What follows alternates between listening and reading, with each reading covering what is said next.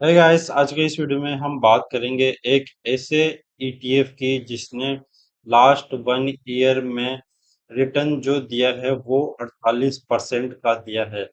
This is not a joke, ये real return है। और 48% का रिटर्न आप स्टॉक से निकालना भी काफी मुश्किल काम होता है।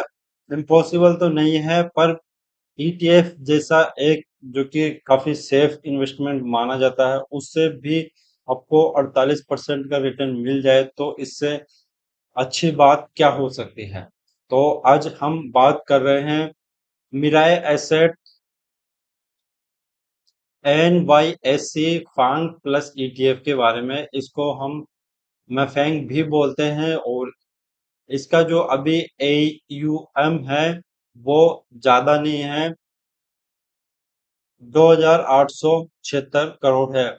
और ये इतना कम भी नहीं होता है, ये ठीक ठाक है। अभी हम बात करते हैं कि इस मैफेंग ईटीएफ के अंदर आता क्या क्या है। तो इसके अंदर जो यूएस की टॉप 10 कंपनीज है,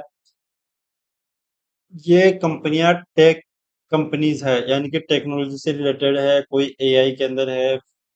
आप इनमें से कई को तो जानते हो, जैसे एनवीडिया, ये एआई के अंदर है। नेटफ्लिक्स, ये आप जानते हो, वेब सीरीज और इनसे रिलेटेड काम करते हैं। Amazon, Apple, Meta, Microsoft, alphabet, ये गूगल की पेरेंट कंपनी है। और ब्रॉड डॉट कॉम और सर्विस नाउ, ये सभी टेक कंपनियां हैं। और सभी का जो एलोकेशन है वो 10-10% रहता है, यानी कि हर कंपनी का एलोकेशन 10% है और 10 कंपनियां इसके अंदर आती है।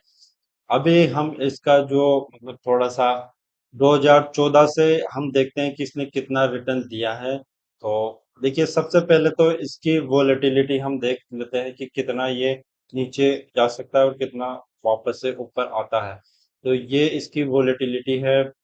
सिंपल टर्म्स में 5 साल का देखें तो इंडेक्स मान लो 5 साल पहले 100 पे था, तो ये 2022 के अंदर 44 पे आ गया। तो आप देख सकते हैं वोलेटिलिटी पर्पस से ये काफी ज्यादा वोलेटाइल है। पर आपको यदि यूएस की जो सबसे बड़ी टेक कंपनियां हैं 10, उन पे भी भरोसा नहीं है, तो आपको स्टॉक मार्केट में नहीं आना चाहिए। अब इसका कंपैरिजन हम यदि जो इसके बेंचमार्क है उससे करें 2014 से, तो जो यूएस का S&P 500 है उसने CAGR रिटर्न लगभग 13% के समथिंग दिया है। नेस्डेक ने लगभग 19%, जो कि मैं आपको बता रहा था। और जो ये मैफेंग है, इसने 28% के रिटर्न से भी ज्यादा हमको CAGR दिए हैं। तो ये काफी अच्छे रिटर्न है। और ये 2014 से दे रहा है, यानी कि इसको 10 साल से ज्यादा हो चुके हैं 28% का रिटर्न देते हुए।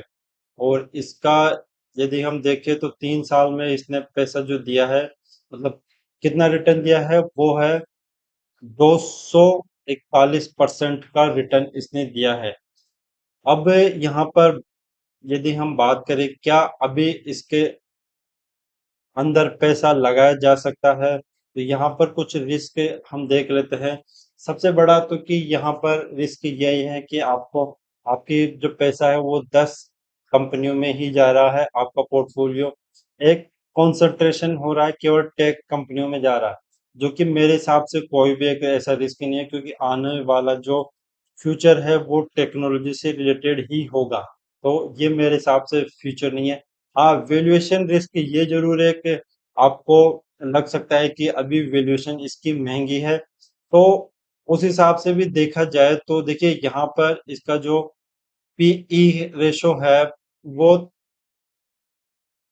1.6 है, यानी कि 31-32 के समथिंग है। और इसका 5 साल का एवरेज लगभग 30.5 के आसपास है। तो उस हिसाब से भी ये ज्यादा महंगा है नहीं। बाकी आप इसकी वोलेटिलिटी जरूर एक कंसर्न है कि आपको यदि इसमें रिटर्न चाहिए, तो देखिए ये एक साल में 37% गिर भी सकता है, तो ये एक साल में 48% चल भी सकता है। तो ये एक्सट्रीमली वोलेटाइल है। यदि आपका होराइजन लॉन्ग टर्म है, 10 साल 15 साल, तो आई आई एम श्योर कि ये आपको काफी अच्छा रिटर्न देने वाले हैं।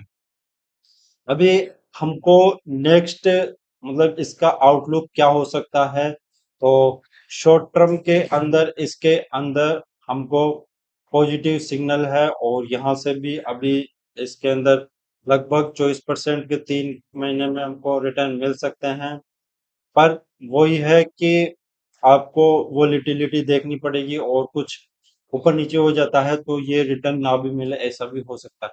पर लॉन्ग टर्म की देखें तो स्ट्रॉन्ग सेक्युलर ग्रोथ ट्रेंड इन एआई, यानी कि एआई के अंदर सबसे ज्यादा ग्रोथ आ रही है। दूसरा, क्लाउड और साइबर सिक्योरिटी से रिलेटेड चीजें चल रही है, तो यहाँ पर डेफिनेटली हमको ग्रोथ मिलने वाली है।